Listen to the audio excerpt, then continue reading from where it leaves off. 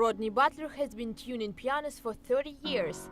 For the last decade, he has worked at Washington's Kennedy Center, an unseen yet indispensable member of the U.S. National Symphony Orchestra.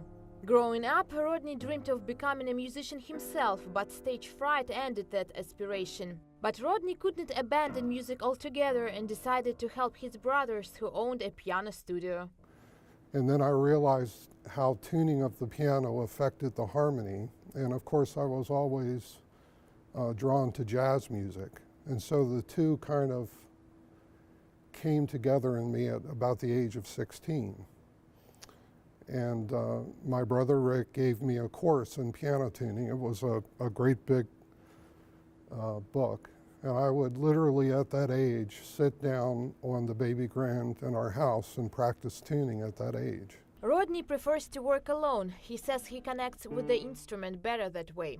He works primarily with Steinway grand pianos, of which the Kennedy Center owns 7, each one costing as much as $100,000. Butler says they can look the same, but each piano is uniquely different, each with a different voice, much like the musicians he works with.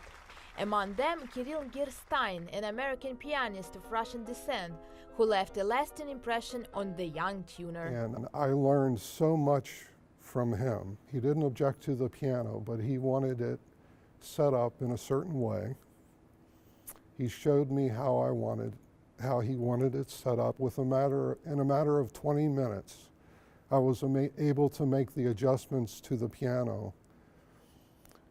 And it was amazing to me because I played a little bit for him. He knows I'm interested in music, and how awesome for him to be interested in the mechanics of the piano and be able to communicate that to me. It was just an incredible experience for me. Butler never turned his childhood dream into reality, but he says he's happy things turned out this way.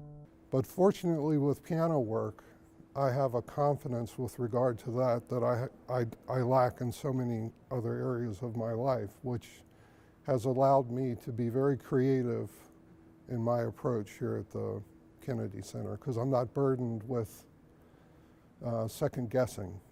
I'm able to be an artist and be creative without all of the mental anguish that goes with trying to perform music in front of people.